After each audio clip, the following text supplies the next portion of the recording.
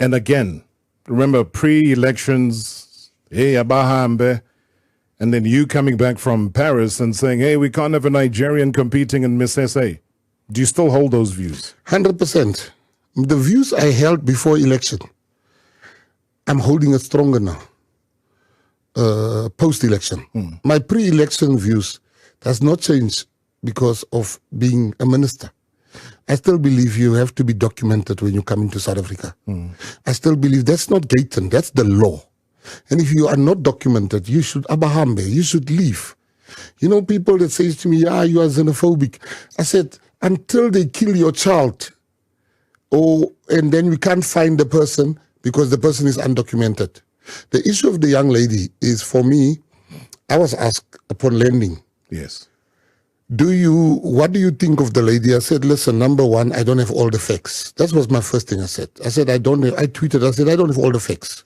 But what I do know, and in 2068, I will still hold the view that no Nigerian, no Zimbabwean, no Italian, no American should become Mr. South Africa. Miss South Africa. Why then? There's Miss World for those things. There's Miss Universe for those things. But South Africa, Miss South Africa is an ambassador of the country, is a person that will export our culture, is a person that will export our way of life to the world, is a person that will go and make sure people want to visit our country. All I'm saying is that I've seen videos, number one, where she's celebrating, and there's nothing wrong celebrating with a lot of Nigerians. But when your father goes on the radio and he says that he met your mom in 2010, and then she fell pregnant in 2010, that makes you 14 years old. The father said, and at the end of the interview, the father was asked, do you see your daughter South African or Nigerian? The father said on the interview, I see her as Nigerian.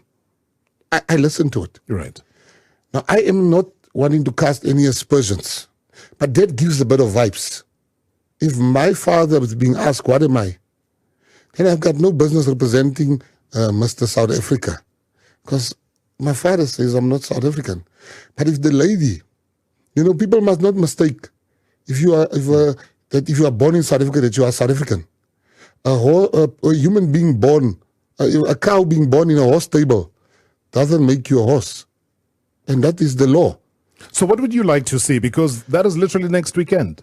I would like to see. I would not like to go the route that it is taking now. I would like to see a more amicable atmosphere surrounding this thing. At the moment, all we're asking for is, please give us, please answer our questions. It's not enough when they say one thing and the parents say another thing in the interview. It will be a travesty of justice. There's no South African that can represent America. Why do we allow things?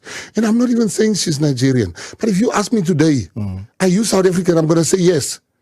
Particularly when I'm going to represent South Africa. I need to give. We can't just be told by private people that is getting a lot of mileage out of this thing, and South Africa is getting a lot of mileage, to say, no, she's South African. The deputy minister came on TV and he explained the situation. So we are now following the correct channels. And if she's South African, I will be the first to apologize and say, if you feel that I've cast any aspersion on you, as the minister, I would like to apologize. But if she's not South African, she cannot represent us. She can't go on stage, for example, because at the stage, she has to be part of the pageant. She doesn't have to.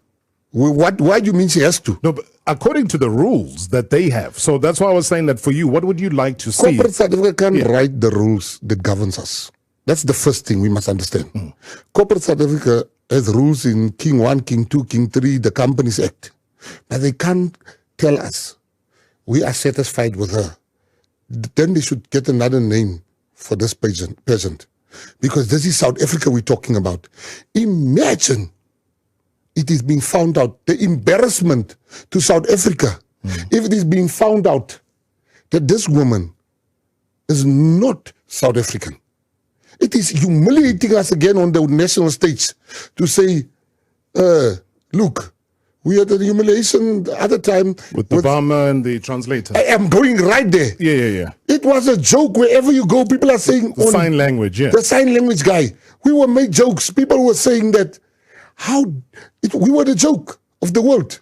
Now, my job as a minister is not only to wanting to be nasty or whatever. No, that's not my job. My job is not to be nasty to people. My job is to make sure that we don't get humiliated. And you know what the worst part? If she proves to be Nigerian, she's robbing a South African of a chance. Why are we, Stevie, wonder about the fact that there is some vibes here? The father says that. The father said, I met the story doesn't tell up. The story doesn't add up. Now, if See,